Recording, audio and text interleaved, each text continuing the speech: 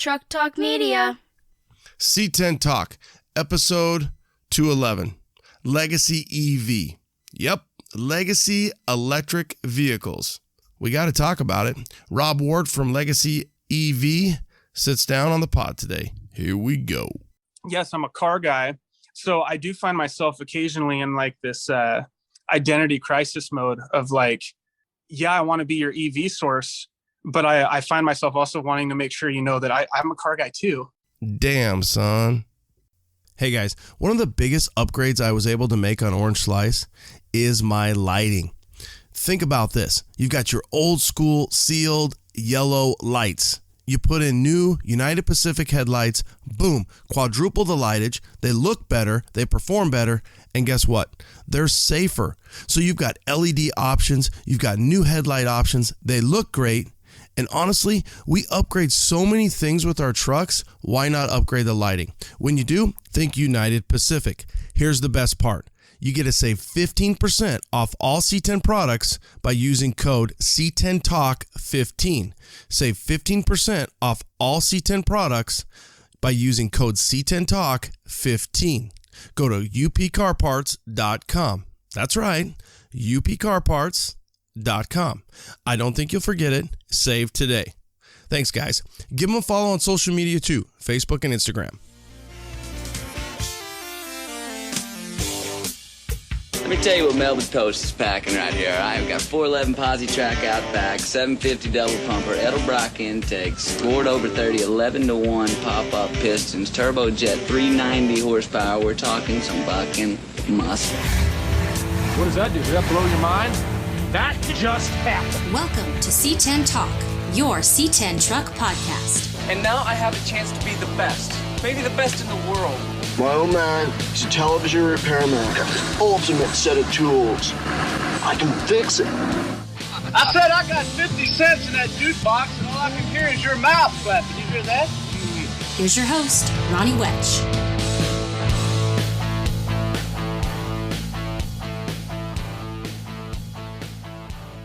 What is up, my brothers, my sisters? Busy, busy, busy. In a good way, right? So hopefully you've had a chance to check out 210 with Rachel Durbridge down there in Australia. Rad chick. She's the bomb. Before that, in New Zealand, we had Matt Elliott, Low, Fast, Famous. So episode 209 and 210, they banging. Check them out. I've been busy, and we had the PTTS Pro Touring Truck Shootout. That was last, or I guess by the time this drops, kind of like 2 weekends ago, April 9th, 10th, and 11th. GSI had an open house here. They haven't really done that before. I did talk to Scott. They killed it. So GSI open house Friday night. They had at least 50 trucks there. They picked the top 20, and there's some pretty high caliber trucks the way they had it set up. Plus, they were kind of involved with the Pro Touring Truck Shootout. So they picked trucks, some got awards, top 20, and then that puts you over into the top 20 show the next day at Pro Touring Truck Shootout. The shootout was like the one in Kentucky where you have your, I'm going to say they had 65 trucks racing, and then you kind of have a show off to the side and then vendors in the middle. It was really cool to see some of the old guys that I know have raced, and I've seen them at different races and different good guys and autocross and different events.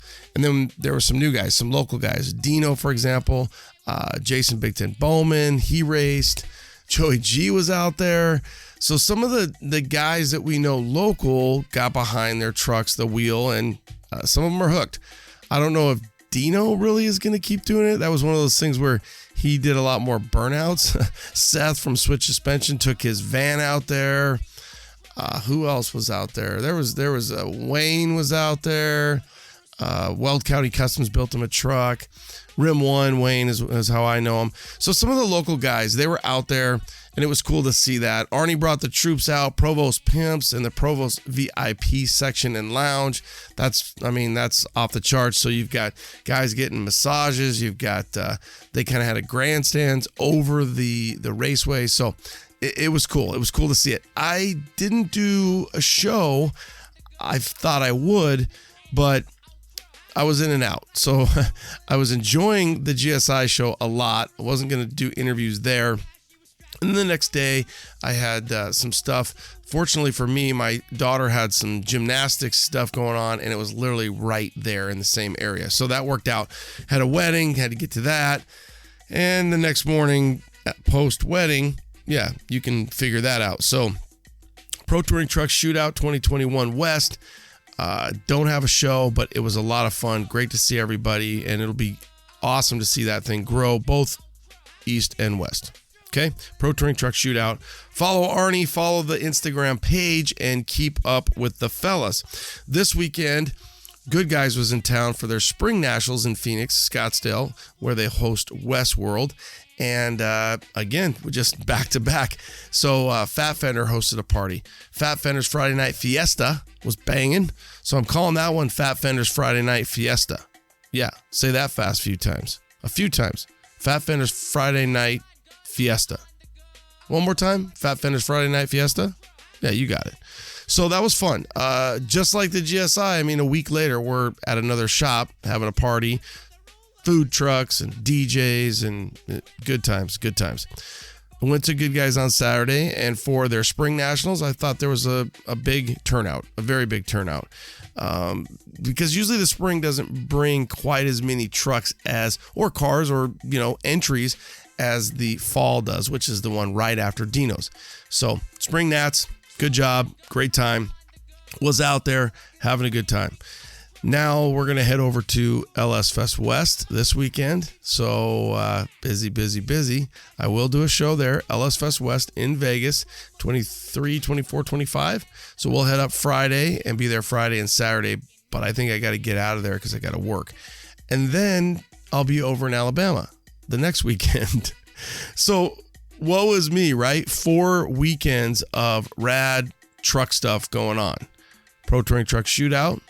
Good Guys, LS Fest West, Vegas, baby, Vegas. And then over to Mobile, Alabama for the Battle in Bama. Looking forward to having some tacos on the ship.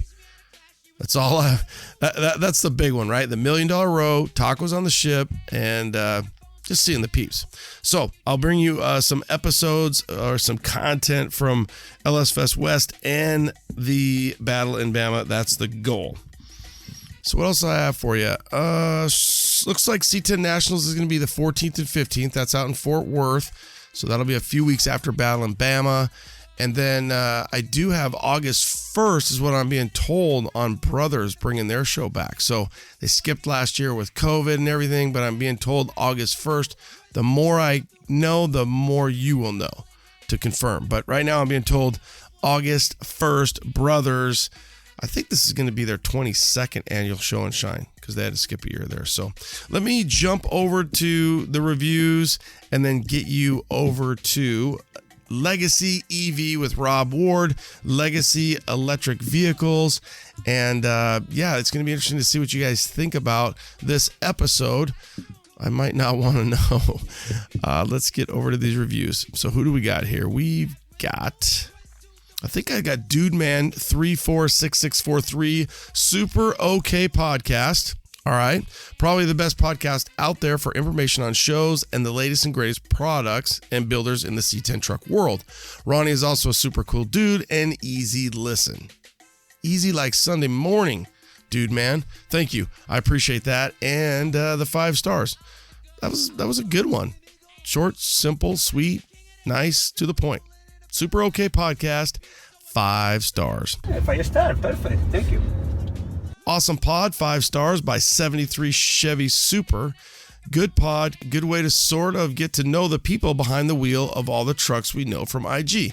Keep rocking, Ronnie. You got it, 73 Chevy Super. Thank you for that. 5 stars, perfect. Thank you. over to great content 5 stars, and this is by wicked_C10. What's up, Chad? Chad's the man. Same handle on his review as his IG. He's got a wicked blue C10. I get to see him in Texas.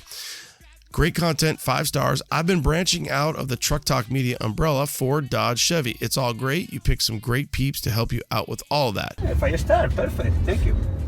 Thank you. I am lucky. And for you guys out there listening, if you don't know what the hell he's talking about, Truck Talk Media is an umbrella of pod. We've got the Ford guys, the Dodge guys, some Chevy guys, some Bronco guys, some OBS guys, and you guys that are listening right now, C10 guys. So you can check out any of those other pods if you'd like, or maybe tell one of your buddies, your mom, your brother, your sister, your uncle, maybe your dad, depends, and let them know about all the options that we do have for you guys. And there may be more. It's just time. Pro Touring Talk I got to get that done. That's one they got to make happen. So instead of Pro Touring Talk, you're going to get C10 Talk, and you're going to get some coverage from LS Fest.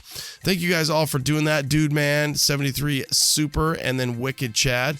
We appreciate that, and for you to take the time to leave us a review. That's what we ask you for. Please do that. So Rob Ward, Legacy EV coming at you. Let me know what you guys think about this one. Ran into this truck at Dino's and at Barrett. It did sell at Barrett, so it's cool to something out of the box. First time I saw it with the hood open and no motor, nothing inside that normal area. I was shocked, to say the least. One thing I'll take you out with, I think right before episode 210, I don't remember exactly where it was, but those custom plates now, we do make them. I've put it on IG a few times, but I think you can get up to 8 or 9 characters. They do have C10 Nation or Obsessed at the top, and then it'll say like CK State of Mind or C10 State of Mind. They're black. They kind of have some cool layers of mountains and then white. And, you know, it's cool to have your personal plate for your state, but you sometimes can't get as many letters, and it might be already be taken. So if you want a plate, trucktalkmedia.com, c10nation.com, and you can get a custom plate made for your name, your truck name, whatever you want. And actually, that's another thing. We don't stop you from making them, where I know here in Arizona, if you get something they don't approve of, you're not going to get it. We don't have the approve of police here. So you can get whatever the F you want. We don't care. But if you want one, you want to rep the C10 Nation, you want to rep the plate, trucktalkmedia.com or c10nation.com. Obviously, you can get stickers and keychains and hats and shirts and all the other cool stuff we offer. But I know the new thing that we've got going on are those plates. Personalized name plates. And they are metal. They're not a plastic. So they will last, and they're pretty hardy. The only thing they aren't is the embossed lettering. I wish they were, but that would probably cost even more. They are a smooth letter print. Check them out. IG or online, trucktalkmedia.com. All right, guys, you know what to do. Leave us a review. Let us know how we're doing. Support the pod, like the pod, love the pod. We'll be back next week with LS Fest West interviews, and then the following week, Battle in Bama coverage. So you've got episodes 212 and 213 ready to rock. Now I just got to go out there and do the work. Late. What's up? What's up? C10 Talk back in the house today, and I've got Rob Ward joining me on the mic. Going to talk a little bit Legacy EV. What is Legacy EV? And Rob's going to break it in for us. So welcome to C10 Talk, Rob. Thanks for taking time to be with the C10 Nation, catch up on what's going on. Who is Rob? Yeah, so Rob, man, I'm I don't know, just a dude who, you know, loves my family. You can't say doo-doo. You got to say I'm a dude who. I'm just a dude. I'm a yeah, no stuttering, right? No, man, I don't know. I'm a dude who loves his family and loves the Lord and loves cars. Cool. That's probably a good order. You know, I mean, maybe those first two, you kind of have to work through that family thing's right at the top. Okay, so Legacy EV. Now, what is Legacy EV? And break that down for us. Yeah. So Legacy EV is two things. It's it's an educational piece for trying to get people trained up in what's coming in the EV world, and also a parts provider for EV power plants. Our goal is to work with every builder that would like to do an EV conversion, and ultimately be a support staff for those shops and help them get over the hump of the education and the knowledge that needs to be transferred over. Okay, yeah, I dig the honor the past and protect the future. That's a pretty good marketing on that. So the future, we see it, whether or not we love it in classics or not. But where we got exposed to Rob and Legacy EV and even Old Town Autos is there was a red C10 up at the Dino's Get Down November 2020, and then we saw the truck over at Barrett Jackson probably about a month ago. So what was your relationship with the guys over at Old Town Auto, and how did they just reach out to you, or kind of break us down on that? Yeah, so full disclosure there, let's just dig into that. I also own Old Town Auto. So I've been in the auto world, restoration stuff, love cars. My grandfather actually owned a gas station in Portland, Oregon, where it's all full service with an auto repair shop. So I grew up as a kid, running around the gas station, washing windows, graduated to checking tire pressure, and just kind of always loved cars, been around cars. So Old Town Auto just kind of came out of, me buying a car, fixing it up, selling it, cycling through cars, and then wanting to go that next step into doing full restorations. And then when Legacy EV was born, it was a very simple built-in customer, you know what I mean? To say, okay, they can build that car and Legacy can provide the parts. So that's, how Old Town got its first 2 EV builds. And so, there's different people on both sides, the Old Town guys, the Legacy guys. And a big reason up to this point for keeping those two separated was to make sure that other shops are excited about the support staff that comes from Legacy, and the Old Town kind of be its own thing. Yeah, I didn't know that, but that makes a lot of sense. But I also think that it's got to happen, right? Because you've got a product on the EV side that you're trying to market, propose, sell, push, educate to the classic side. So why not partner with something, that's close to home? That's easy. So that totally makes sense. One thing you said is up in Portland, Oregon. So whether or not the audience, obviously we have people from all over the world that listen. And the first thing that's, his grandpa owns a gas station, service station in Portland, Oregon. First time my brother lived up there for a few years. And the first time I had ever been to Oregon, actually, I think I had bought a vehicle in Oregon, and then I drove it home to Arizona. It was a 72 Suburban, but nonetheless, and I don't know if it's still like this. It absolutely is one of those stupid things that drives me batshit crazy in Oregon is you can't pump your own gas. So the first time I'm probably like in my 20s and I'm up there and I get out and it's a weird like alpha male control thing. And this kid's like, "Hey dude, how's it going?" And I'm like, "Cool." And he's like, "All right, what are you doing?" I'm like, "Gonna pump my gas." He's like, "No, that's my job." So obviously I was like, okay, whatever. But the few times after that, I'm like sitting there thinking, so is that how it, do you recollect that's how it is? And is that one of the things that you did? You were pumping people's gas? Yeah, man, it was, for a kid who likes cars, it was just awesome to be hanging out there. And then the business side of me always wanted to take over Grandpa's gas station, so I took it pretty serious. And yeah, you get people coming in that aren't used to that, and I don't know, you can have grace. You don't have to be, they don't know. Or even to this day, I'll do it. Because So it is still that way in Oregon that they Washington State. It's still full service. And I think even guys who do that for a job might forget at times. You just, I don't know, you get out and go to pump your gas. Somebody tells you, "Hey, I got that for you." Now that you're here in Arizona, do you, and going to and fro, do you ever sit in pull up to the gas station in Arizona and just sit there and you're like, Where's the dude, man? Where's the kid's gonna pump my gas? And then you realize, oh, I'm in Arizona, I'm not in Oregon or Washington. Well, no, that doesn't happen to me, but probably mainly because, that's inside of the state of Oregon. And I've spent, 95% of my waking hours either in Washington or Arizona. Not, Portland was just, I would commute there, actually get dropped off for the summer with my grandpa and what, so my day-to-day life is more on the Washington side than in the Oregon side. Is Old Town Autos up there? Is it up in Washington? Yes. Yeah. It has,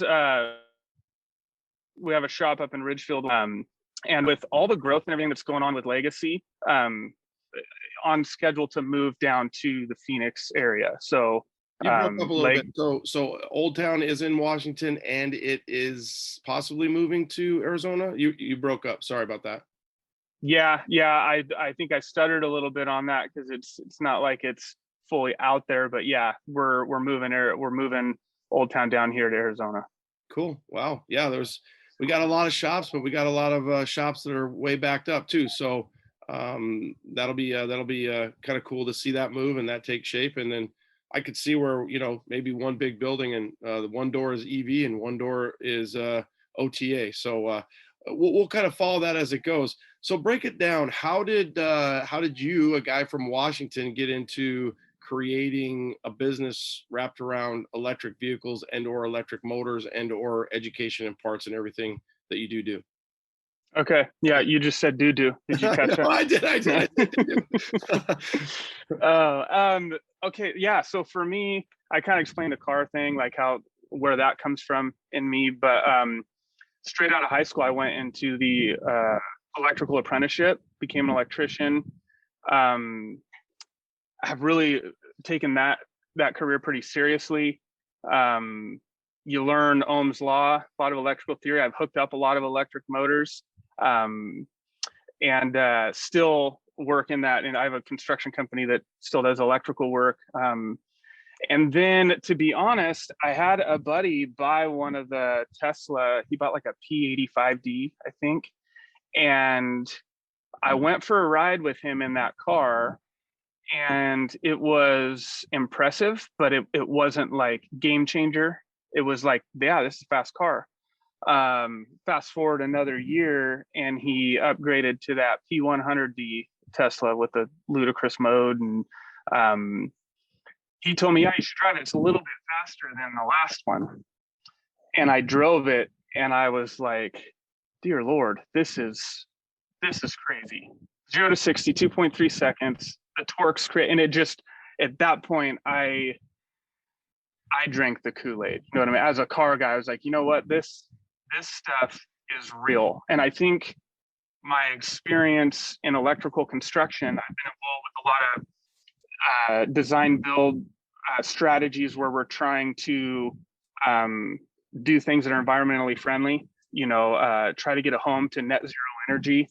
And every time I've had to deal with this environmentally friendly stuff, it comes at a sacrifice, right? Like a sacrifice of what you get. So if you get a heat pump water heater, it just means you're never going to take a hot shower again. You're going to take warm showers. And when I drove that P100d, it was like, wait a minute, everyone who wants to be environmentally friendly loves this and it performs. And so that's really what got me excited about where this EV stuff could go. Yeah.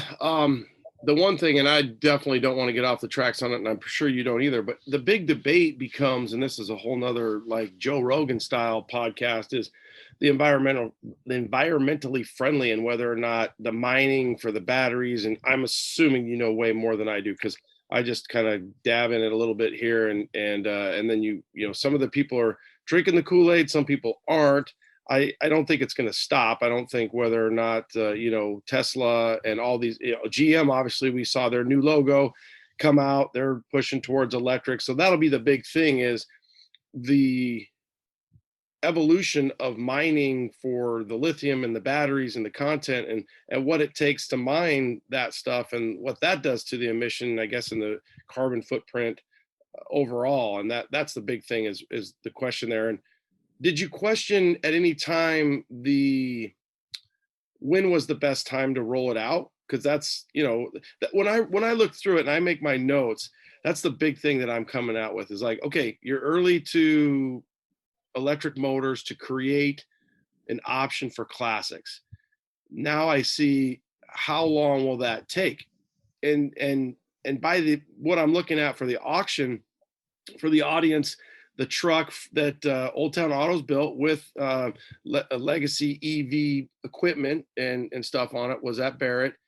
Were you surprised at what it sold for? Or obviously, now, and we'll say what it was sold for, but what did you kind of think it would sell for or hope that it would sell for?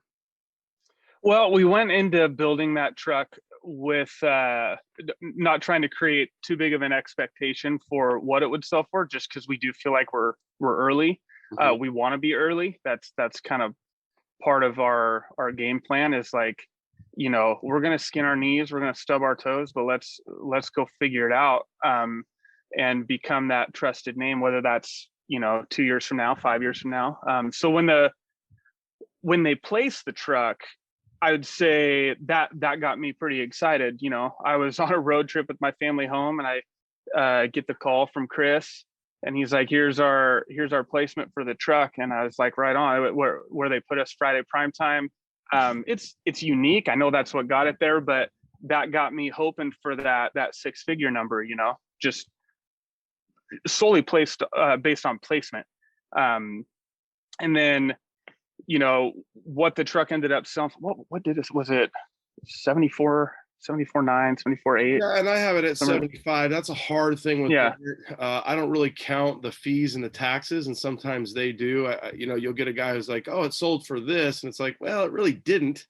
That's taxes and fees and so on and so forth. So let's just say a blanket at 75. When I saw it, I met you guys, ran into you, saw the truck, very clean C10. We'll post it up, very well done. Love the red. And the big question becomes whether or not if it had a LS, a 60, a 62, a 350, a 454, what would that truck have sold for? That becomes that's probably, I'm assuming, is going to be, the Monday morning meeting with you and your team is, all right, so where are we at? Because that's kind of where you would gauge it, right? Is if people want it and there's 10 guys bidding on it, then it goes up. And what would it have gone for? Once the electric stuff goes for more than the 350, 454 LS stuff, then all right, we're where we want to be. Whether or not that's going to be 2 years, 5 years, 10 years, skin in the knees and the hands and the blood and the sweat and the tears. I mean, that's how I would look at it. I obviously think it would have sold for more if it had a, fossil fuel burning vehicle in it or motor in it, just based upon the quality of what I did see. Some people might be a little turned off by it, but there's a lot of other questions that I have for you that will hit that might be the reason why. It's going to be a huge educational thing and a comfort thing to plugging it in to how far can I drive, so on and so forth. So back to the original question of, were you pretty happy? Did it get shifted on times? I mean, from No, so I left happy. I'm a pretty optimistic guy. So even I would have liked to have seen it sell for more, but my disappointing number would have been under 60. That's kind of where my head was at. We had talked about that before it went up, and then the where it ended up, I've chalked it up as we spent more of our advertising marketing budget, than if it would have sold for more. So I don't regret what we did. We had an offer on the truck, verbal offer. We'll just, that was higher before, and we made the decision to still bring it to Barrett for the spotlight of having it there. We saw value in that. So, let's chat again, and that 3 to 6 month range, and maybe I can speak to, we've got a lot of stuff going on right now. Yeah. Some of it I can't talk about. Some of it I don't want to because it's too early. Deals aren't closed yet, but there's enough activity that I question maybe we're not early. we better stay fifth gear pinned because everybody's talking about it. And a lot of the big players are taking it really seriously and want to be in that game. So that education piece just seems to keep growing in our focus, because I don't need to build all the EVs. That's not my goal. My goal is to help any shop that wants to do it have the support they need, so that when a customer comes in and says, hey, can you take this Mustang and make it electric, that they don't shoo them down the road because they don't know how to, you know what I mean? They feel comfortable accepting that project. So yeah, I mean, I could see where it's like, hey, my marketing budget, you made the decision to get the shine off of Barrett with the truck. So so that's cool. So I think it's going to work out either way. And obviously the guy who might have given you the offer could still build one and or build it from whoever bought it, or, you know, work with Old Town Autos or any other shop, because you're there to support and provide, you know, that intellect and equipment for other shops. So break us down. First and foremost, you picked a C10. You're part of Old Town Auto. Why did you pick a C10? The first car that I had at Old Town that I thought about doing this with was a 62 Chevy Nova. And that's when we first started hiring people to start putting these kits together and start pricing what these power plants are actually going to cost. And then as we started figuring out how expensive it was going to be to put a full kit together, I felt like we needed to move off the 62 Nova. I'm a big fan of the 66, 67 Novas. And I felt like we needed to get up into something where you see people spend that $100,000. And C10s, I'm a big C10 fan. And so it was a very seamless transition that was based on the cost, the sheer cost of the batteries and motor. I'm like, man, I can't put that expensive of a power plant and just any car. We need to focus on, you know, vehicles that the clientele are already kind of open to that price range, you know. I'm going to have you do that again, adjust it. Some reason it's not picking it up. I did get it, but it seems like it's not picking it up, the audible, quite as good as I would want it. Okay, so you picked a C10 based upon, obviously, you're not going to put it in a Pinto because nobody's going to buy a Pinto. You're looking at what is going to sell no matter what. And then, you know, you're kind of making cool. You're thinking, well, that's already cool, so we don't take a big hit on that. Good for you. Break it down, going either, I think it's online on your webpage. You've got the 1.0, the 3.0, and the 5.0. You've got the different economy, performance, hyper performance. Can you break some of that down? I guess really it might even just be better if a guy comes to you, a gal, a shop comes to you and says, hey, Rob, I am interested in figuring out my power plant. Right now I'm looking at, you know, an LS3 plug and play, or I'm looking at, you know, maybe teaming up with Legacy to buy a kit. Walk us through that. What are you selling them on? What's the options? Obviously the economy, the performance, the hyper performance, which is probably like ludicrous mode. Kind of sell us on it. What's the thought process, and what do they get? So you bought a C10 and it either had AC at one time or it wasn't even an option. Well, Vintage Air has the solution for you. Their sure-fit kits are designed to place the evaporator and hoses behind the dash for a factory clean look. In some applications, a new factory look control panel is included with the kit. The sure-fit systems provide full OEM-style operations, including air conditioning, floor or vent heating, and a powerful defroster.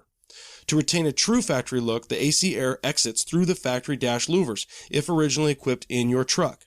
The Gen 4 kit provides infinite, just right temperature, air blending, and blower fan speed adjustments. The Vintage Air SureFit kits are the best value and the most completely engineered air conditioning system you can install in your C10. Add the fact that Vintage Air has been the most respected name in performance aftermarket climate control systems for 40 years. Damn, son, the choice is obvious. VintageAir.com. When you're looking for classic Chevy or GMC truck parts, BrothersTrucks.com is your #1 source for 1947 to 87 Chevy and GMC truck restoration parts. So whether you are restoring an original or looking to customize that classic truck, BrothersTrucks.com has thousands of the highest quality truck parts for you to choose from. So head over to BrothersTrucks.com and order your free catalog today. And don't forget to follow Brothers on Facebook and Instagram for daily updates and special offers too. You've heard me talk about my gauges, Dakota Digital. I love them. Whether you want a direct fit into the stock bezel or something custom. These kits are complete with sensors for any engine. The new RTX series is really incredible. I think it stands for retro, but it should stand for rad. They look just like the stock clusters, but have all the technology you'd expect from Dakota Digital. You can change the lighting colors, customize the reading in the message centers, and do it all from the mobile app. That's right, the HDX and RTX series have Bluetooth technology, so you can mess with them from your phone. Just don't do it while you're driving. It's like a modern truck, but even better in a classic. Dakota Digital is absolutely the best in aftermarket gauges, so check them out at dakotadigital.com. dakotadigital.com. And you can follow them on Instagram and Facebook too. Yeah, so what we've tried to do is make the website a simple place to come type in your year, make, and model and get kit options from a sport to a performance to a high performance, depending on what you're looking for. Some people come to the website and they're not as concerned about the high performance stuff. So we want to make sure we have kits that are like as much of a entry level price point. And basically, as you work up into performance and high performance, we're focused on giving additional horsepower, additional torque, and then also range. So, and range is really where the most money gets spent. The more range you want, the batteries are a large portion of the cost of the power plant. And so, we got some clients that they're just doing autocross or drag racing where they really don't care about range. They just want all that power. So then we start getting into custom kits, you know what I mean? And we're doing that with anybody who wants that level of support, walking through exact build requests for what they want for range and power. So, okay. So, just going back to what I see on the website, economy, performance, hyper performance. I think you even said sport, horsepower, torque, range. What type of range is like a kind of a beginner series or something, entry level? And then can they add more battery to get more range, or do they have to go through and change up the motor and the batteries as well? So how would that kind of work? So a guy wants in, he's loving it. He's going to, he wants just to go cruising and be back home, range of 150. Then, 2 years down the road, he's like, I want to go 350, call Rob and the guys over at Legacy. And next thing you know, hey, we're going to have to add more battery, which is going to get you more horsepower, more torque, and more range. How does that work? Yeah. So without getting way into the weeds on Ohm's law, just talking in terms of series parallel circuits, the motor requires a certain voltage to operate. So what you do is you'll build a bank of batteries to accommodate that motor, and you'll have a minimum amount of battery needed for that motor, and that'll kind of create your baseline range. And if you want to increase the range, like our lightweight car, we're doing some Porsche replica 356s where, we'll go with 5 of the Tesla modules, and that's the minimum range of say theoretical 91 miles. If somebody's like, oh, I want more range. Well, we can't just add a 6th battery.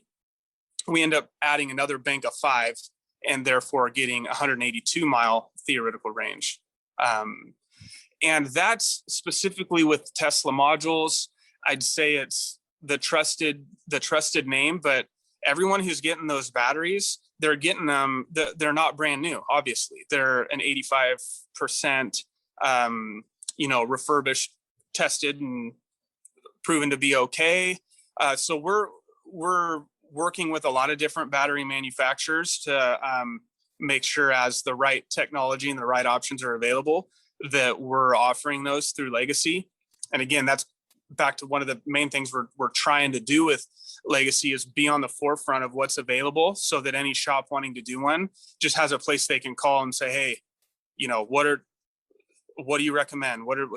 And know that we're on top of what's available. We're looking at some stuff right now that's not really on the market yet. That's pretty exciting. That does change the game a little bit. So, they take up 30% less space than the current Tesla modules a lot of people are using, and offer the same amount of range. So as more of this stuff rolls out, it's, Legacy is not manufacturing anything. We're just a distributor for manufacturers. So we're excited about, the pioneers in the battery world and, the operator interface, how you see what's going on with your system. As that stuff improves and new stuff comes on the market, we're not tied to some specific product we built. We can go grab that stuff and offer it, For the audience, I'm not or don't claim to be any type of Tesla specialty or specialist. A lot of my exposure comes from the fire department and watching videos on electric vehicles from a safety perspective. When he says a module, that I believe, and you correct me if I'm wrong, Rob, but that's kind of, I look at it as like it's this large bank of like AAA batteries or AA batteries, and it looks like it's a little bit bigger than a safety box or maybe a nice set of Jordans or something. And then that's one module, right? That's one bank of batteries. Is that kind of how you would just kind of explain that? Yeah, you're dealing with individual cells put into a bank that creates a larger module, and that module has a specific voltage and amperage tied to it, and then that's kind of like your limitation as far as how you're going to stack those up. You can't just use half of that battery. Sure. Yeah, half that pack. Yeah, and there's, like I said, there's a lot of changes in the battery world right now. So, and it's just going to keep evolving, and charge time is going to keep evolving. So we're excited to see, the kits we recommend today, like anything in technology, a year from now, 2 years from now, 5 years from now, I can pretty much guarantee you we'll be offering different, newer, improved technologies, Yeah, so you're telling me that when I had the Zach Morris cell phone compared to this thing, I mean, in 10 years or 20 years or whatever you want to say, for the audience, I'm holding up my iPhone 11 Pro or whatever versus the brick phone that we all know from Zach Morris and Saved by the Bell. So it'll be interesting to see as you guys roll these out, and the guy with a Porsche wants a bank of 5, and then you're like, well, I want to go from 91 to 182. He gets a whole nother bank, but the banks may change eventually because you're getting, 30% more space and capacity. So I walk into Legacy or I get online and I say, hey, I'm going to build, let's just say I'm going to build a C10. I mean, we're C10 Talk, where I'm going to build a square body, 1977 square body. I want to look at this. How many motors do I need? How am I going to charge it? How much is the kit? And can I do it myself? Mm-hmm.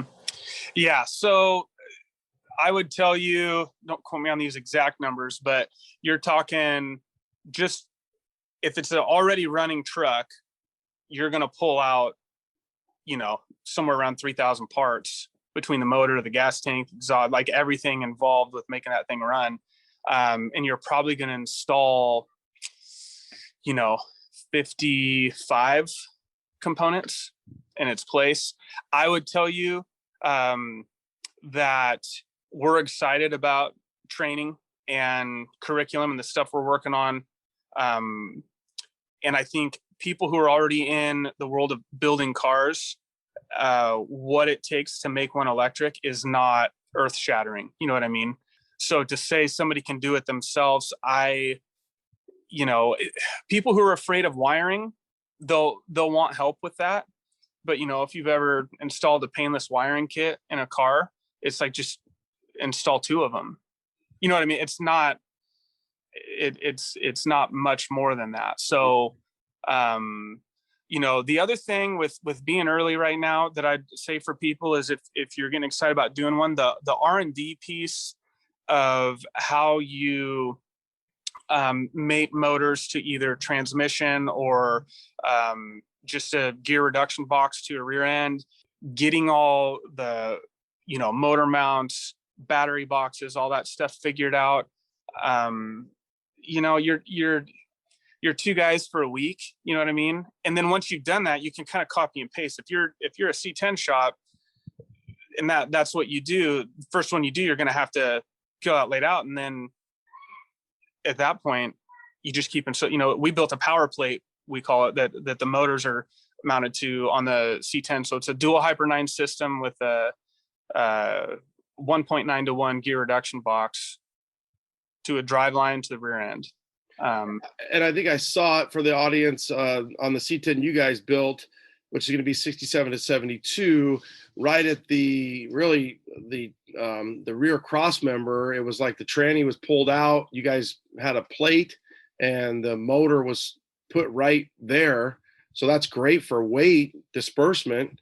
And then I'm assuming like you said, there's a box, a gearbox, ratio box, and then it goes right to the drive line. But that's for the audience, that rear cross member where your trailing arms go to and the transmission's just in the front of it, at least that's what it appeared from online, is where you put that big ass motor.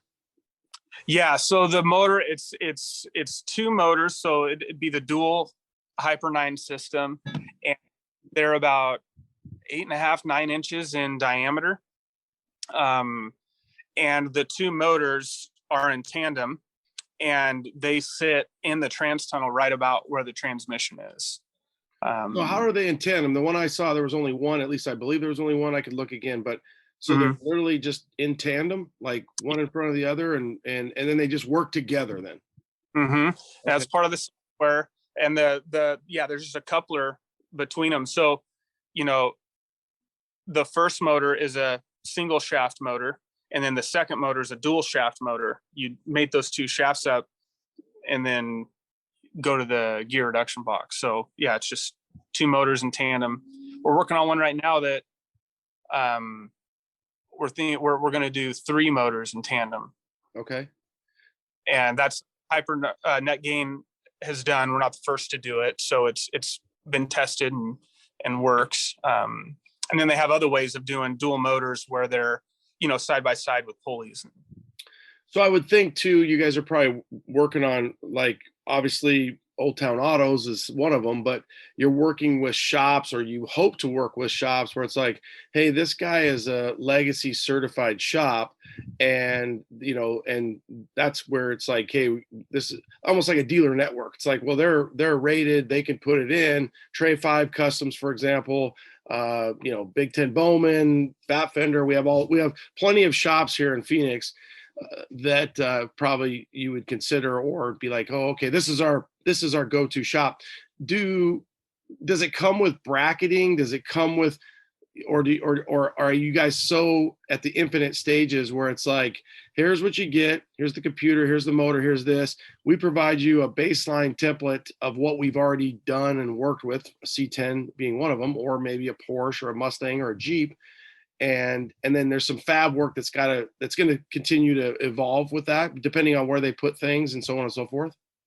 Yeah. So if somebody was interested in doing a C10 the same way we did the red one, we can provide all that stuff, including, the power plate. But I would say you don't have to do it that way. Like, that truck had the front trunk. Not everybody wants that. Some people are going to want those motors or batteries up front. So when you open the hood, it looks like a standard jewelry box. It's just got different jewelry in it.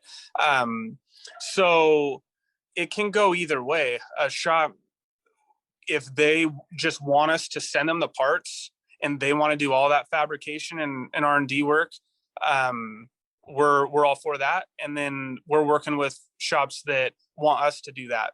You know, they say, no, you guys provide that, and we're happy to do that. So, you know, I just had some guys at a shop this last week, cause we got 2 or 3 builds with them. So they're building the cars. They want us to provide the power plants. But on the first one, we're coming in, we're doing all the R&D, getting all the motor mounts, battery boxes, everything, taken care of. They're actually shipping the first one to our shop. We'll put it together, send it back. And then the second one we'll do at their shop, and we'll already have the battery boxes, already have the motor mounts.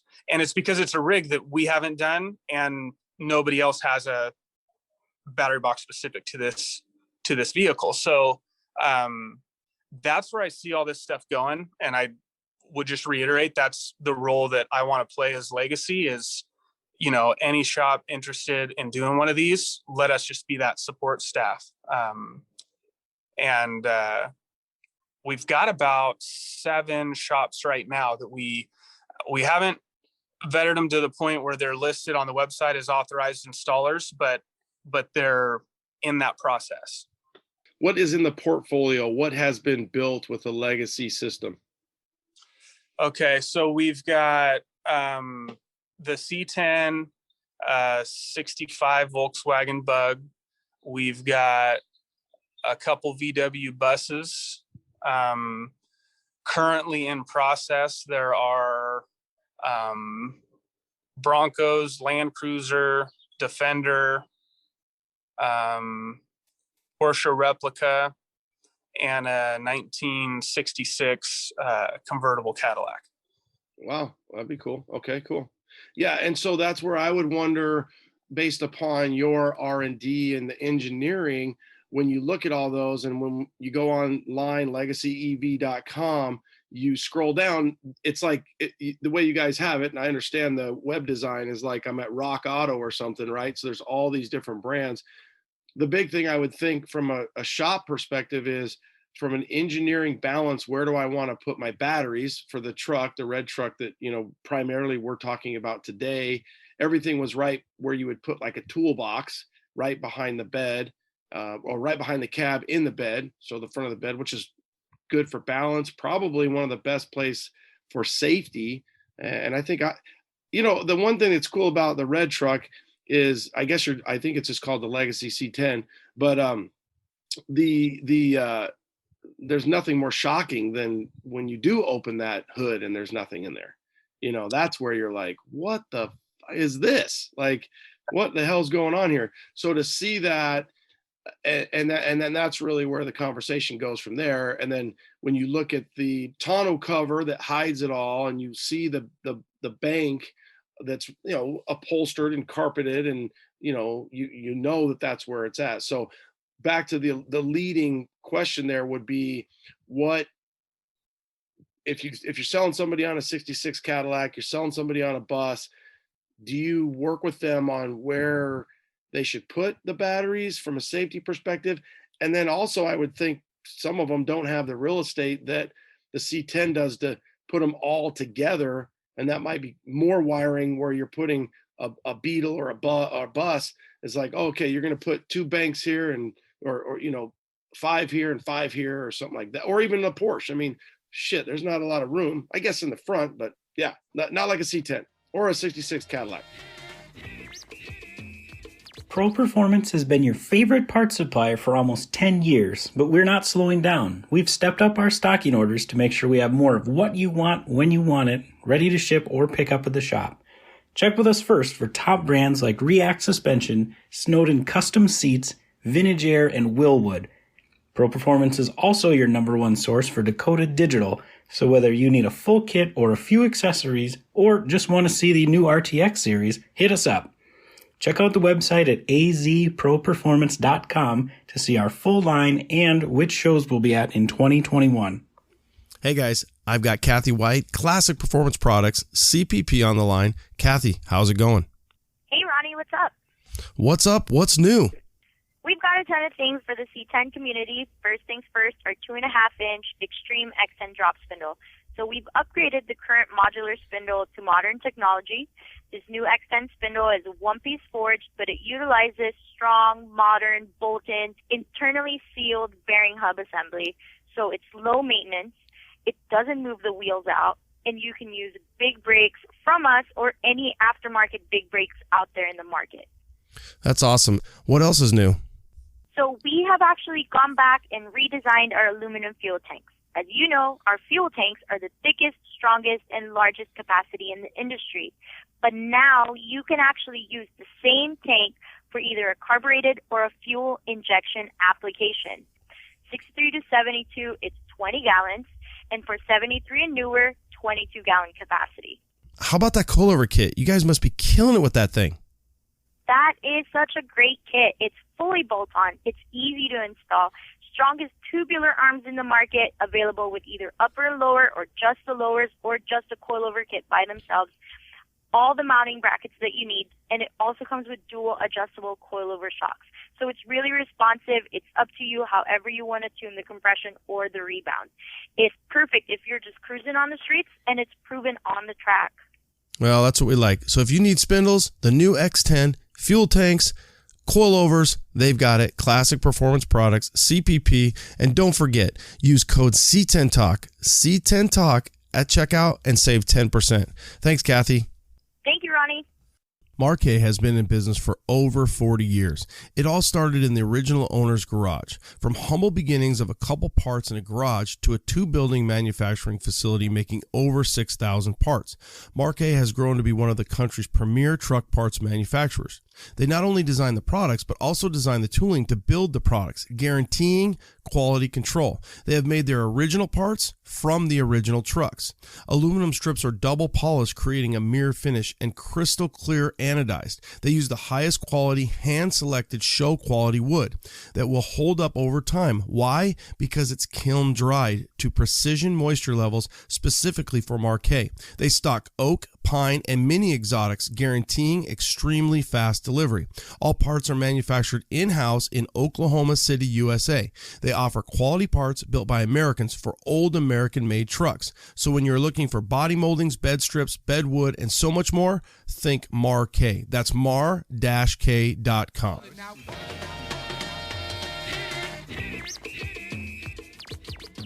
If you're selling somebody on a 66 Cadillac, you're selling somebody on a bus, do you work with them on where they should put the batteries from a safety perspective? Yeah.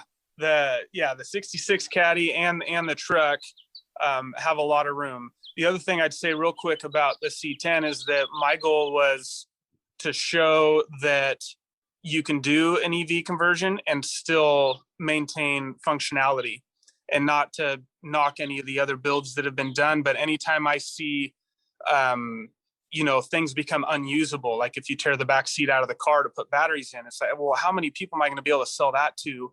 And it's been evolving. And so for me, it was just really important to build that truck in a way that you didn't lose any functionality that we're not already used to losing when we customize these trucks. So back, I guess, to your question on placement, I can't think of a build that we've done or looked into where we couldn't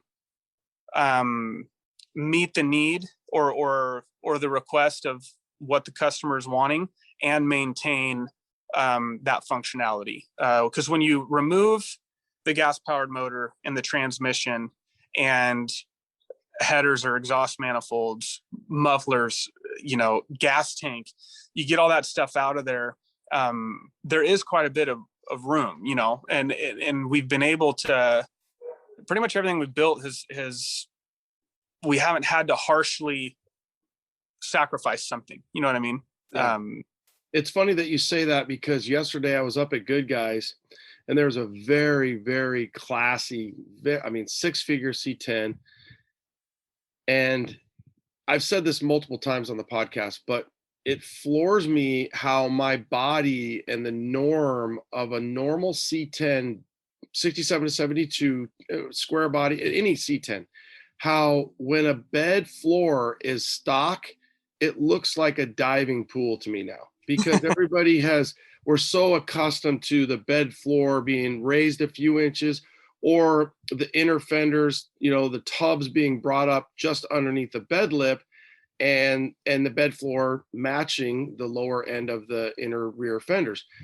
So I came up to this truck, and it's a very, very high-end truck, just classy, well done. And I'm looking at it and I'm like, wow, this is great. And then it's like I look over the bed and I'm like, holy shit, like look at how deep it almost looks deeper than it really ever was, but it's just stock. So getting into the manipulation and so on and so forth, I could see that because we've become accustomed to so much of that. What would you say, just a typical, because it seems like we're talking about a typical Tesla module, and that is a group of 5, is one module or a group of 5, or how do you classify that? 1 is 1 and 5 is a whole unit? Yeah, I would say one module would be one battery. So it's one bank cell. So that'd be one module. We put 5 of those together, call that 5 modules. That's one bank. Okay. One of those is probably 26, 27 inches long, 7 inches wide, 3 inches tall. That's just one. So you need 5. So I'm just trying to give the audience kind of like if you took 5 of them in a good size Home Depot, whatever, a tub that we put crap in, and a bin is probably, I'm sure like 2 12-inch JL 12W6s. Ooh, nice. Okay. Yeah. So, there's your 5. So you got a big bank of speakers. So the funny thing too, going back to C10s, do you incorporate a lot of safety into it? And I'm this isn't something where I'm looking to pin you down on the safety of it, because let's face it, 2 generations of C10s have a fuel tank behind the driver, and one, the square bodies, has the fuel tank right, on the side rail. And if the audience didn't know it, and if the audience didn't know it, the lawsuit on the side impact and those being unsafe was won a long time ago. GM, it was that wasn't something that the saddle tanks were unsafe. Let me make sure I rephrase that. The saddle tanks were proven to not be the safety problem that they were marketed to and perceived to be. There was ignition used on that. So nonetheless, we have fuel. I'm clouding the audience here. We have 2 generations that have a fuel tank behind the seat, and we have 1 generation that has saddle tanks. A lot of people like to move the fuel tank to the rear spare tire location. Did you ever consider any other location? And again, the initial question of safety, is that something that's you're working with your R&D, your engineers, when you're saying, okay, we've got a 66 Cadillac, we haven't done that, where the hell are we going to put these things? Yeah. It's a tough topic, because we're customizing cars, and most people, these cars need to be safe. And it's a challenge. And I think that, when we're laying one out, we are focused on weight distribution and putting the batteries in inconspicuous places that, when we're dealing with these classic cars, it's funny because I'm been talking a lot with this guy who is an engineer for a large, auto manufacturer. And he's the guy who's digging into the car, putting his hand under the seat to move the seat forward or back, making sure there's nothing sharp that could cut your finger, like making sure these cars are safe.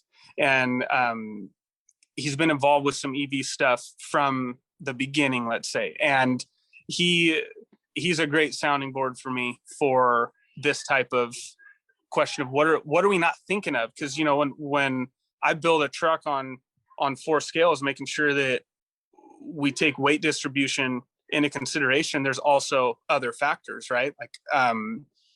And cosmetics plays a big role. And I've got a 1930 Model A that's chopped. I can't even see the stoplight when I'm at a stop. You know what I mean? When you're getting into these custom cars, there's but back to the question of safety, it is an utmost priority to make sure we're building these safe. Where we're putting the batteries, I can't think of an instance where we've had what was good for the weight distribution, be good for wiring and where the safety kill switch is. And we just haven't had any issues with, oh, this is an unsafe place to put the batteries. Okay. Yeah. And it's going to evolve every time you guys get a new customer and a new shop and a new breed of vehicle. So what about charging? So I don't know a lot about the charging system. I just know that I think that you're kind of designed to really dump them almost dry. And then if you go to like the super stations, they don't want you to do that too much. So they want you to go home and slow charge it over 8 hours, or I'm sure maybe even more. How does that play a role in a classic that maybe doesn't get driven daily, or something where, the overall life and conditioning of the batteries could be different than the way that the Tesla batteries were designed? Yeah. So the battery management software does most, if not all, of the work for you, as far as how it charges, turning on the liquid cooled system while it's charging. So there's, as an owner of one of these vehicles, there's really not much to be concerned about, like, oh, don't do this or don't do that. The charging at home and classics in general, we're of the belief that, as much as I want that 300-mile range or north of 300 mile, we can do a lot inside of that 100 to 150 mile range with these classics, and charging them at night, while you're sleeping in that 6 to 8 hour charge time. So the additional money that you could spend to be hooked up to one of the Tesla superchargers, and I think we're a little bit premature on the classic side with trying to get to where you take one of them cross country. I think it's a good cruise around, cruise around town, go to your kid's soccer game, go, you know what I mean? And I feel like that's the strength, right? You can have a lot of confidence in that world. The fast charging, we're just a little bit early to market for that. It's coming. But getting to where we can build a classic and put a charging system in it that you could pull up and charge in 30 minutes and keep going, is not fully there yet. Okay. And I think when you talked about the use, I mean, I see people doing their runs, their cruises, their, think about whatever, cars and coffee, and then they go out with their buddies and they drive it around, whether just, up to Good Guys and back. And, maybe within, I don't know, we do have some pretty good cruises here in Arizona where we're going more than 150 miles, but so that might be a limitation. But for the most part, I could see where you might be going 70 or 80. Obviously, you're going to want to know if it's somebody that, you're using that. And that's the big question. I assume that Legacy also works with the buyers or the consumer when it comes to that charging system. So, hey, we'll help you contract or find the people that, to put that into your house and install that, so on and so forth. Yeah. I mean, the ones we've done this far, some people are doing it on their own. Some people are asking us, who do you recommend? I'd say any licensed electrical contractor can get you your 50 amp plug installed so you can charge it. And yeah, I mean, again, we're trying to fill that gap, and the more questions that come up, it's funny, our frequently asked questions page becomes our like next quarter's business model of like, here's what we want to focus on. Cause we want people we just want to help get over that hump of being uncomfortable with it, Oh yeah. I mean, consumer confidence is going to be everything. I would almost think with that, the consumer confidence of the people that own the Teslas or maybe a Volt or whatever electric car is out there, they're the ones that are probably going to be more interested in converting their classic to an EV system anyways, because they already have the charging system, they have the confidence, and they dig what it's doing. So you guys should probably keep track of that. Like, does this guy already have a Tesla, or, this is for his wife, or his wife drives this and now he's going to do it.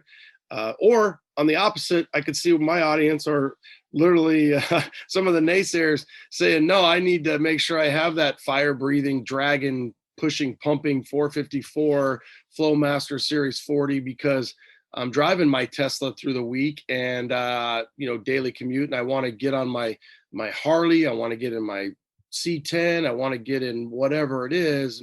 And I want to smell it, feel it, taste it, hear it. So I don't know. You'll run your numbers. However, you'll keep track. What about warranty? Does the warranty come from Legacy, or how do you guys work through that because you are selling remanned batteries, and I assume the motors are brand new, but kind of break that down for us. Yeah. So all the warranty is broken down per manufacturer. So manufacturer's warranties on any parts ordered through Legacy EV. We are providing all of our Tesla refurbished stuff through a provider who certifies and warranties them. It's one thing to watch out for if you go and try and there's places you can go and buy Tesla modules or Tesla drive units that have not been through a refurbishment warranty process. So you can end up getting something that basically they bought a total Tesla and pulled the stuff out and shipped it to you. So I think that's something we're mindful of. We really only have one resource where we get all that stuff from that does warranty it. So, okay. So I interviewed the guys over at GM at SEMA 19, and they did their E10, and they did it on a 62 chassis, that whole back bed, long bed, built on these huge, big batteries. Is that something that, with GM kind of working towards that, is that something that will end up becoming a competitor, or does Legacy end up kind of incorporating their early to market knowledge, product availability, and then is GM a competitor to you in this perspective, or is GM something that you can say, well, we're trying to work together and we'll distribute GM motors just as we'll distribute Tesla stuff?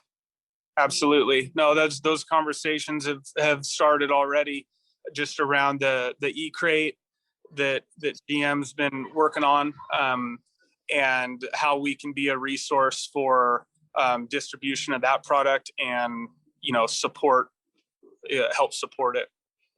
Cool. Yeah, I wondered. One thing here that I don't know that we definitely hit on it, but if you could weigh the C10 before and after, what was the difference? Yeah, 250 pounds or so. That's how much the truck lost that much weight by removing the motor and the tranny. Gained that much weight, net gain of. I would have thought it lost weight. I guess it's the batteries. They just weigh a lot. The batteries, and the other thing that we didn't do. So we weighed the truck before we pulled it off, or before we pulled everything out, and then we built the truck on scales, so we evenly distributed the weight. But when I say we added a few hundred, I remember it being basically a wash, but we added that fiberglass tonneau cover. Yeah.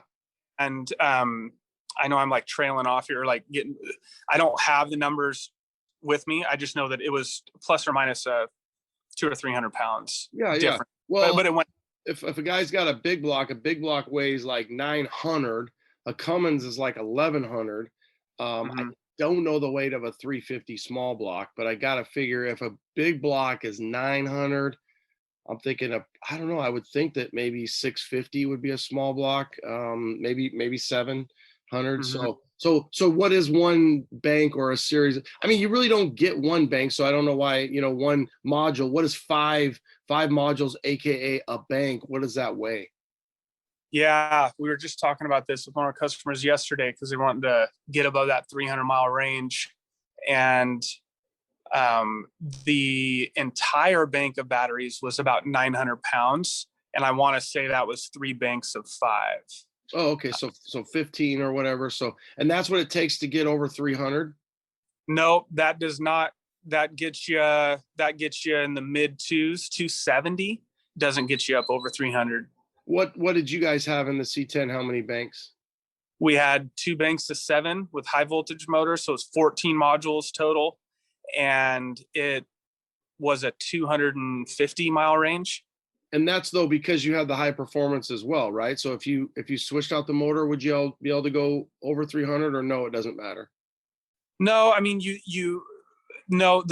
the range comes from the modules, the batteries, okay. Whether it's one motor or the 2 motors. You just have the available horsepower there with the second motor. What was the horsepower? I think is it horsepower or is it kilowatt power hour or something like kWph? Either way, what does your truck with that dual motor? Yeah. 14 modules, 2 banks of 7. What were you pushing with that truck? About 260 horsepower, 300. Hold on here. 330 foot-pounds of torque. And that's, you're bringing up a good topic. Maybe somebody can educate me a little bit on this, but the correlation between what you and I know horsepower and torque as versus electric horsepower and electric torque, due to the fact that it's instantaneous and it exists everywhere, not just in a power band or in a sweet spot in the gear, So I've seen it labeled EHP, but it's a measurement that I'm humble enough to say if there's a clear descriptor that we're not using that we should be using, I'd love to hear that. And I'm also watching to see how do we help consumers or customers or shops differentiate between, okay, so if those are the numbers I gave you, what does it feel like? You know what I mean? Yeah, I mean, and that's it.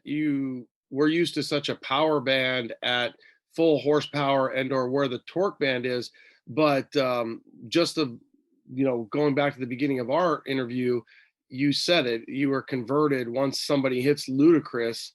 It's absolutely ludicrous, and they drop the hammer. It's no different than when you think about as kids, we all played with those motors. And I mean, I was breaking down, you'd take the motors out. We love to break down the cars and get into the motors and put them on the little 6-volt batteries or little 9-volt and just frankly blow that thing up. Well, that's what you're doing. So it's instantaneous. So whether there's a conversion for EHP to normal, you almost have to have a joyride factor or a ludicrous factor or whatever that says, this is like send it versus, just cruising down the road in my 6.4 Impala. But so there's obviously, I'm sure as time goes on, it will continue to come out. Okay, we didn't hit cost yet. We'll save that for the audience because they're going to want to hear that. That'll be the, however they say in radio, where we'll be right back, and then we're going to get into the cost. But you take quite a bit. There's a lot of fun online stuff, and does it get old? Do you buy into it? Are you listening? I would think you don't. I would think, like, when I looked at some of the comments on the truck, it's like, cool truck, you ruined it. Are you going to take that to the golf course? Get your golf cart, so there's always haters, right? There's haters no matter what, whether it's today's podcast, whether it's what I did to this truck, whether, whatever. And I always just try to tell people, those haters like to buy tickets in the arena while we're down in the arena, battling it out. And it's easy to kind of just hate. And that's what people do. So how's that going? Do you just laugh at it and you kind of know, or are you're like, hey, listen, I love classics too, but this is the evolution and this is what I want to do. And this is the place that I've chosen to be. So at the business level, it's easy for me to embrace, like, we know going into it, there's going to be people who love it and people who hate it. I've asked that, we let the haters have the same voice that anyone who's for it has on anything that's being posted. But I also feel like when it starts to get like vulgar and stuff, if we're just talking about like social media posts, that's where I'd be like, you know what, I love the constructive criticism and going back and forth in debates when you see people get into that, but when it just gets lots of profanity, so I kind of I'll tune out of that, or I don't appreciate that. But on a personal level, yes, I'm a car guy, so I do find myself occasionally in like this identity crisis mode of like, I want to be your EV source, but I find myself also wanting to make sure that I'm a car guy too. I'm not, you know what I mean? Like I love the smell of gasoline, and so that's just, I'm giving you like what's going on in my head while I'm talking with somebody and wondering what they're thinking. And then we found that at a high level, there's people that want to get into the debate, but it's like 1 out of 100, it seems like. And there's another 99 people who are like, they're either all for it, or they're like, hey, even if I don't like it, it's coming. So I'd tell you, just to throw some darts at the wall of how often do we feel like people are pushing back hard. It's not as often as I would have thought, Sure. And that's a good point. Some people love it, some people hate it. And when you look at the bigger manufacturers of the new Mustang, that's the electric vehicle, you look at what GM's doing.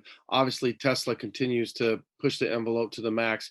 It's not coming, it's here. And they're not going to spend that kind of money. And the supermarket where I go, for when I'm at work, they're putting charging stations right there in the parking lot where a gas station, would be going. So yeah, I see that. The other thing will be, and this is a whole nother topic as well, is what will happen in the future with our drivability. One thing, I look at in 25 years, whether or not they're going to have fully automated cars and we'll be able to drive them at all in an off-rodeo style drivability course to drive. Whereas, fully automation will come fast, just like we talked about with the brick phone and the Zach Morris phone to the new iPhone, 25 series, whatever. It goes very fast. So we're all kind of pawns in that game. And the great thing is, really, at the end of the day, Rob, is the consumer gets the choice. If they want the big block, they want the LS, or they want the legacy EV, they get that. Do you classify it like, so you buy a motor and then you guys sell that as a legacy? This is a legacy 6.2. This is a legacy this, but you're not building them. You're buying and distributing them, and then or wholesaling them and putting a logo on it and saying. And I don't mean that negative. I'm just saying you're distributing motors and stuff like that. You're not building it in house. You're creating really a distribution for people to convert their vehicles. Yeah, that's correct. And our goal is to continue to grow as the manufacturers that we rep. We talked about GM and the E-Crate. I had a really good conversation with one of their guys a couple weeks ago.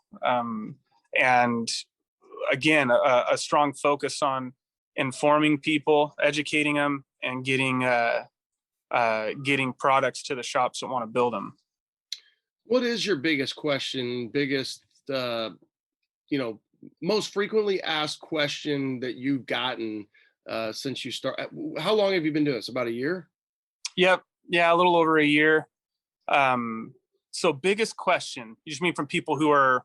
Yeah, because I'm looking at, I work really hard on trying to ask questions that I think the audience, nothing drives me more crazy. Bad audio and me forgetting a questions are a podcaster's worst nightmare. So I hate to not ask a question. We're going to talk about cost, and I've got a couple other good questions here for you. But what's something that you get maybe that I haven't hit on that you're like, oh, the audience is going to want to know this, or the consumer is going to want to know this? Yeah, I think you've hit all the main points. I know we haven't talked about cost yet.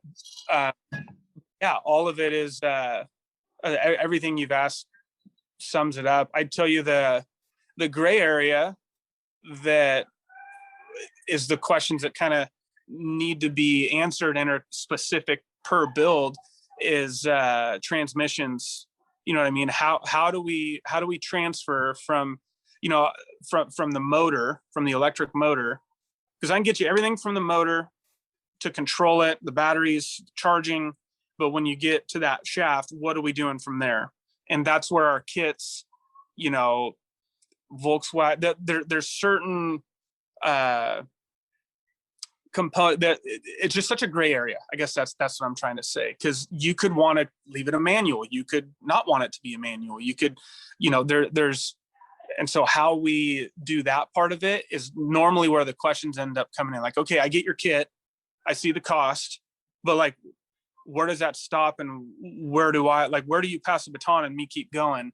And so, you know, you get into things like air conditioning or power steering that are now need to be electric. So you know what I mean? Well, maybe you don't need, you know, so that's the kind of gray areas, that questions that we haven't gone over, that if somebody's really talking about getting into a kit, we end up having to dig a little bit deeper, you know? Yeah. I'm glad you said that, because that's not how I was thinking. I'm sitting here thinking, holy shit, I got to have my AC. Yeah. Power steering, or the lack of, sucks, especially the older you get. And my shoulders, they don't like the trucks that I have that don't have power steering, and they sure love the ones that do. But I believe obviously there's going to be new things, and you guys will work with manufacturers, and some people will. That's the cool thing about the free market, is somebody will come up with something that's going to be some sort of electric AC component, and I guess maybe they'll charge off of a regular battery and then it'll run it. Those are really good questions. I'm glad you did bring that up. So that'll be a whole nother topic. But I would think that Tesla does it, so you can figure it out. Yeah, sorry to interrupt you, but it is all there. Even though those are questions we have to work through, there's multiple options for power steering and air conditioning. And so you kind of led me into another thought with the one thing I'm most excited about seeing evolve more is operator interface. So, you know, we're working with Dakota Digital to, you know, have EV specific gauge clusters. Yeah. And then also, you know, people who are used to Tesla screens and their different options for how they change modes. Like, we tune the car, but there are options in that tuning, and how can we have an interface? And you had just mentioned, like, manufacturers are going to solve those problems. And so I would tell you, the thing I'm looking forward to improving is the operator interface. That's the area that I feel like, if you really dig into the C10 we built and the options that we have in front of us for operator interfaces, I feel like there's room for improvement there. What AC and what power steering did you use on your truck? Or I know you had power steering, because I mean, I watched the burnout. There's obviously somebody, I would think, but yeah. About AC, did you guys use anything for that, or probably at that point? The truck doesn't have AC, and I couldn't give you the Cadillac that's getting built does have AC. And I don't know the exact manufacturer for what compressor we're using, but it's an electric 12-volt compressor. Power steering, there's a Volvo unit that's electric. That's the one that we used on the truck. We like that unit. I think GM, even obviously the new GM stuff is even electric. That becomes a big problem with I think the LT-LSA stuff it's electric, and so there's some problems there too, converting. So it's probably more and more going to become available, and it goes back to that power curve of when legacy and when you come in and the different situations that people will have to work through. But it's obviously there if you know, cars are out there running all that stuff. Mm-hmm. Yeah. I would almost wonder too if it would be a separate system, a separate style electric system, where you could have a little bank of AC, power steering, whatever little things that we've come accustomed to that run off of a 12-volt system that now is charged by the motor itself, you know, running, and or will draw from the battery, things of that nature. Yeah. I mean, the way the systems are designed right now, everything runs off the main battery setup that you put in it to an inverter or a converter to the 12-volt battery. So you can leave your 12-volt system set up the way it is, because you get into a lot of different components in the car that need that 12-volt still there. So that is a fairly, and then it's just drawn juice off of your main battery bank. And then when you charge that, your system's charged, and it's that part of these conversions is pretty simple, really. Yeah, it's cool stuff. So you brought this up. Will you guys have a forum, or is there forums out there? So I would think from a business you would want a forum. Then people that go through some different trial and errors and things like that. Then you're not answering the same question over and over. And then the ingenuity and just the cleverness of some of the other shops out there, they can be like, oh yeah, we had this, Volkswagen or this and that. Is there a kind of a Q&A thing or that you have available, or you will get that eventually? Yes, we do have that rolling out. We've got some pretty exciting stuff rolling out with, like the forum is going to be a part of the authorized installer program and the authorized installers that are on there. We have right now, it's just as simple as the FAQs. So when we get people asking questions and we can ping one as this has been asked a few times, it gets added to the FAQs. I know that's like, website 101 type stuff, but yes, we're working on, I think, how to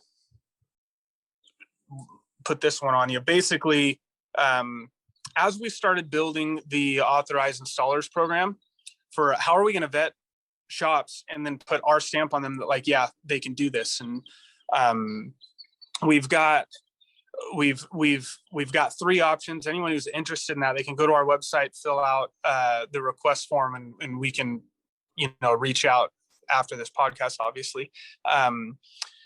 But it's steered us down this road, an educational piece where we made the decision that we're going to build a curriculum that can be offered as a class at a high school level, elective class, and a junior college level as well. So that's something that I'm pretty excited about. And it all kind of evolved out of the authorized installers program we were trying to build.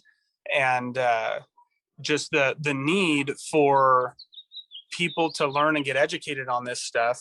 So as the jobs start to present themselves, the demand for people to do this, they also have the education they need to come do the job, Yeah, no different than, what is it, RSI or some other refrigeration school or something like that. Eventually there will be a job market, and the youth and the knowledge and they're the ones really. I mean, my son is he's 19 yesterday. He's been talking about electric vehicles for a long time. So that's the generation that will eventually take it over.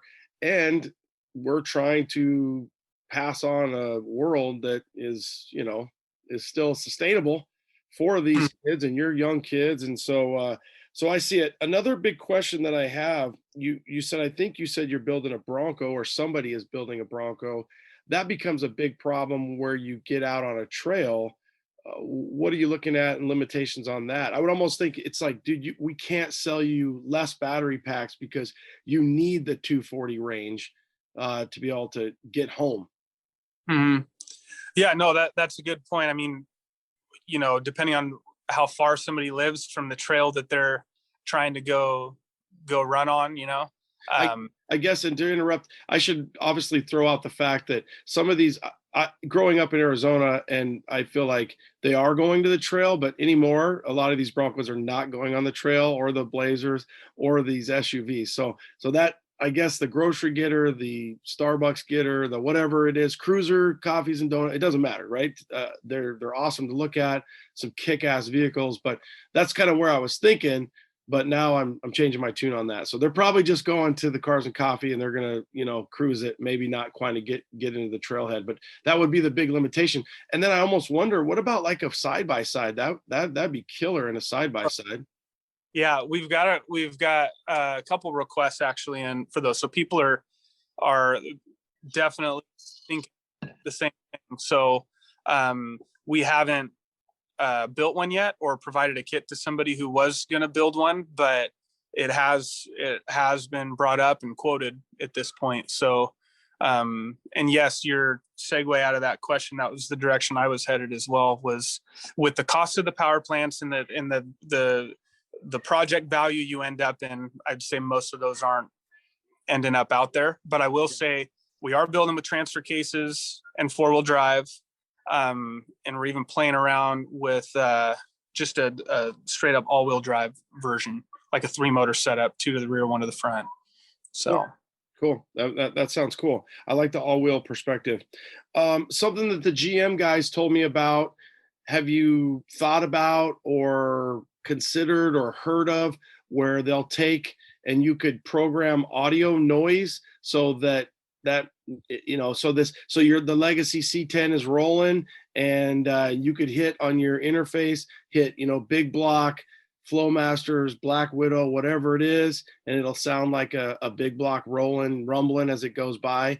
That was something that the GM guys did with their truck. Is that something that you've thought about or have been asked about? Yeah, it's one of the questions that gets, or not necessarily a question, but a topic that gets brought up a lot for people who, you get into the EV world and it's too quiet, we need noise. And to be honest with you, there's a safety side of that where we don't care about safety. Yeah, right. We don't care. I'm driving my big block home last night from Good Guys, and I just hear that rumble, and that is one of the funny things that I could see guys, they want that. So referring to other countries that have mandated that an EV has to make noise, because it's not. I get it that way. Drive. So whether I guess my intentions are that to rep products that do make noise when we find the right ones. I don't have any to offer right now. Yeah. But my point I was making there was, even if people don't care if their vehicle makes sound, if they're fine with the silent EV, I think there's a safety side of this where the car needs to, in some way, shape, or form, let you know it's there. Yeah, it's a night rider. It's too stealthy. I didn't think about that, but I could see that being a situation when you have pedestrians and you have bikers and stuff like that. So yeah, that'll be interesting one to cross. So, okay, so I've got the forum. I guess cost. Let's break it down. So I came through. I'm going to build my 77 C10 square body, and I've got my meeting set up with Rob and the team over at Legacy EV. I wanted to run and perform like your C10. I saw it at Barrett Jackson. You got me jacked up, dude. I want that.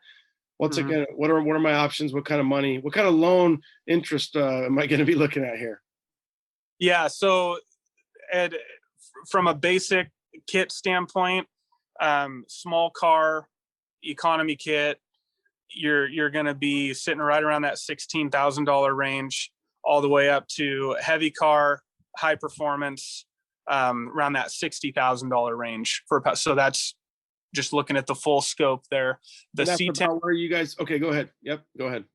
The red C10, that power plant was about 33,000. And we talked through the specs earlier on that. I think I told you before, a lot of the money is spent in the range, getting a 250 mile range versus 125 mile range, is where the most savings would be. And that kit could be, I'm trying to do quick math in my head here.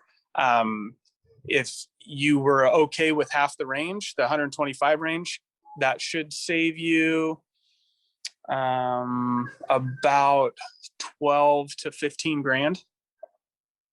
So to go from the 240 down to the 120, that'll cut 12 grand. Yeah. But if I want to go from 240 to 360, I'm going to spend 12 grand. Mm-hmm. Okay. So then the question would become, let's say I'm at 35 and I'm going to spend 35 through you.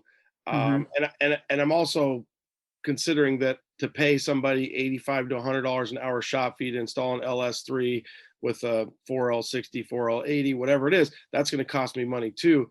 What do you think that's going to cost? I mean, and and I know I'm not going to quote Legacy, but because you are Old Town Auto, what type of installation are you looking at? Hey, I mean, I almost think you probably don't know the answer to this, but you will as time goes on. It's like, all right, this usually takes 164 hours to install generic labor, so that you can figure that out depending on who your certified, teams are. It's like, hey, this is by the book. It's usually through this module, through a 66 Cadillac, through this Volkswagen, through the C10. It's usually about 164 man hours of labor and, $42,000 for the kit. Yeah, no, you're right in there. I mean, about 160 hours is what I would say, hey, give me 160 hours. That's not counting some of the R&D work, so you're depending on, exactly what you're wanting. There's the potential R&D, 20 to 40 to 80 hours there. There's 160 hours to just get the kit installed in the car. And then we've got 5, 10, 20, 40 hours of tuning and getting it dialed the way you want it. So and is some of that included through EV or through Legacy? Is some of the tuning included, or will you end up putting that all onto the shops? No, we do include it.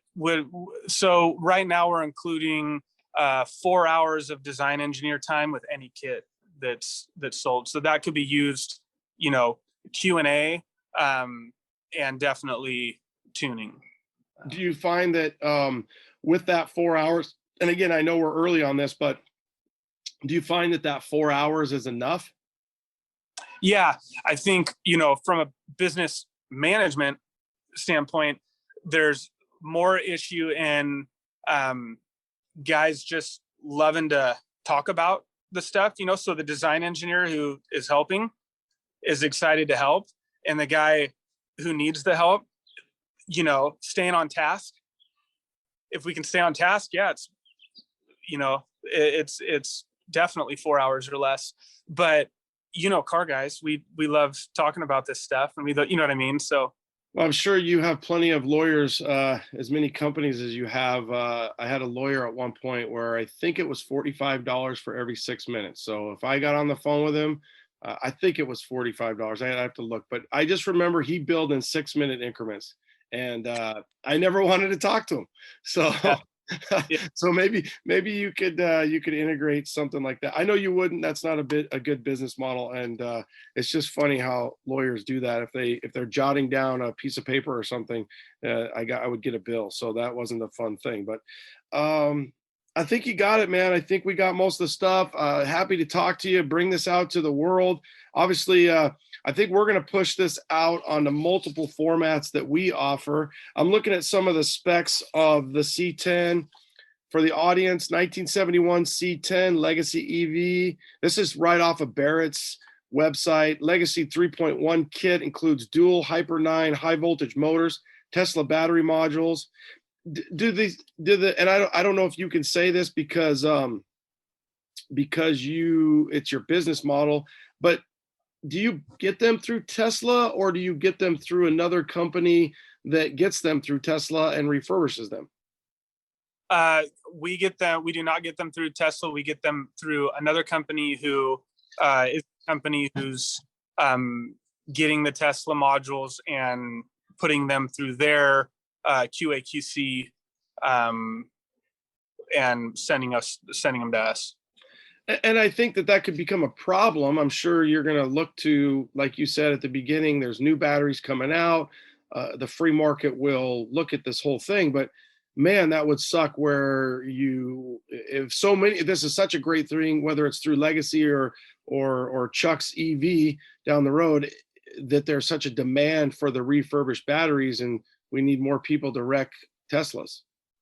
Yeah. So, that's funny. No, it's just, my answer to that is it's where the market's at right now.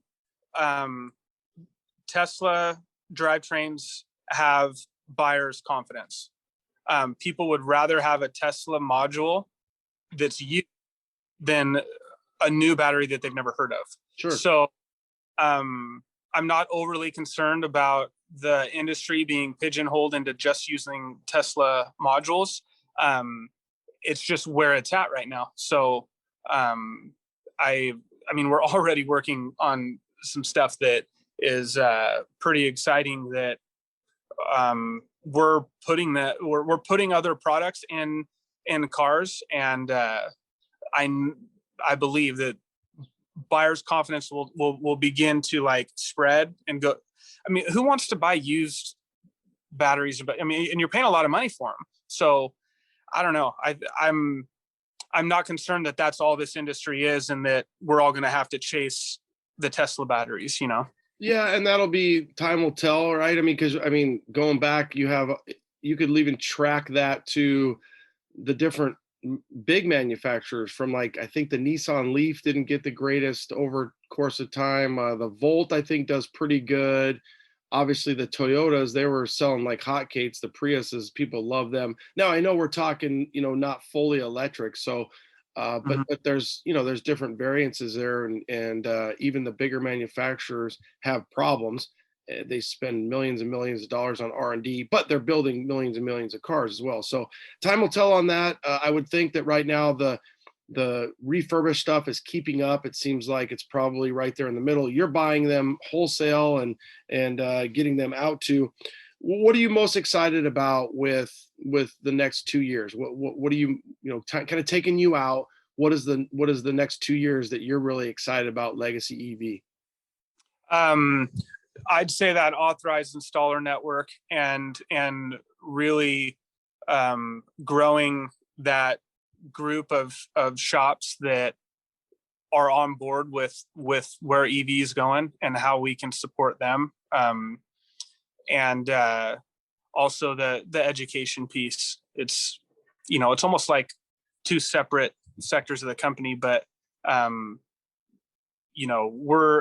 we're playing a very specific role in parts distribution, and making sure that message is clear, that we invite shops that are interested in getting involved, who have customers who want an EV build done, use us as your support to get it done.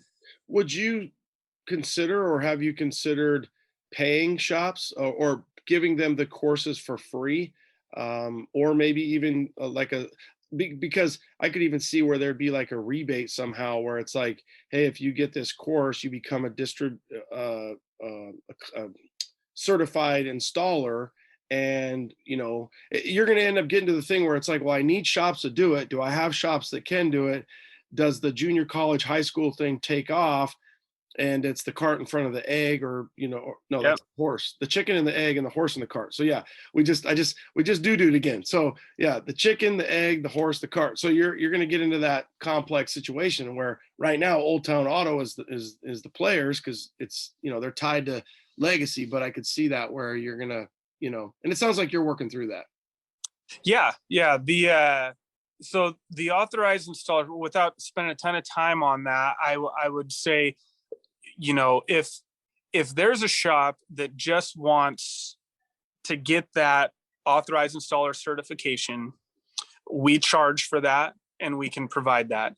If there's a shop that says, I want to become an authorized installer, and I have a customer who wants this done, we do offer that for free when they buy the kit. And that first kit, where we have the 4 hours of the design engineer support, we just end up going over on our hours and getting you through the build. And I would tell you, not every shop we can offer that to. Like, if somebody's just trying to start a shop and they can't even prove to us that they built a car before, it's a lot harder we wouldn't do that with them. But when you're a shop that's been building cars, and you have a resume of stuff that we can see, those are the shops we're interested in engaging with, where if you have a customer, buy the kit, we will get you through our authorized installer program at no cost, just based on buying the kit. Yeah, I like that. You buy the kit, you get the course, and otherwise, like you said, you're paying for it one way or the other at the end, both at the company or the consumer, because it's like, hey, you're not authorized, but you bought it, and we're going to spend so much damn time trying to work you through it, we might as well just get you through this certification and get you going. So good for you. All right, brother. I think that wraps it up for us on our end in the C10 community. It'll be interesting to see the reactions. Obviously there's going to be some shops that listen. And I think that our other formats that we have out there, from F100 Talk to D100 Talk, Bronco Talk, OBS Talk, we will push this out to these guys too. OBSs, I don't know if they're really ready, the 88 to 98s for something like this, but not to say that anybody else is either, but it's going to happen. There's going to be some consumers that want it, and Rob and his team at Legacy are they going to be the guys for you. So Rob, thank you. Well, before I let you go, where can they find you? Social media and your webpage. Yeah, I'd say legacyev.com, Legacy EV on Instagram. And that I'd say that'd be the main spots. And I really appreciate you having me on. You got it. Old Town Auto also, or is it? I think it's Old Town Autos with an S. So Old Town Autos, if you want to kind of watch some of the different stuff with the C10, we'll be posting some stuff up to push this out. And it was a good doo-doo. So we appreciate it. Thanks. All right. Yeah, the kids, he's in the backyard here in sunny Phoenix and enjoying the weather, and it worked out really good. So we'll work through that audio on the front end. We appreciate it, Rob. Thanks again, man. Yeah, thank you. Good luck. So what'd you think? You ready to switch your C10 over to a tandem dual motor? I don't think so. I didn't think so. But I like the content, and I like what the guy's doing. And I met the guy at Barrett, and he's a likable guy, and I think that it's one of those things where I'm interested in all the different things that are going on, and I figure if I'm interested in it, you might want to know too. So, am I ready to switch over my C10 to electric motors? I'm not, but I think it's rad. I think what they're doing is rad, and it is a sect of the future of classic cars and automobiles. So, I hope you dig it. I hope you like the content. I hope you like the information. I hope you learned something. Take the time to leave us a review, support our sponsors, and we'll be back next week. All right, guys. Late.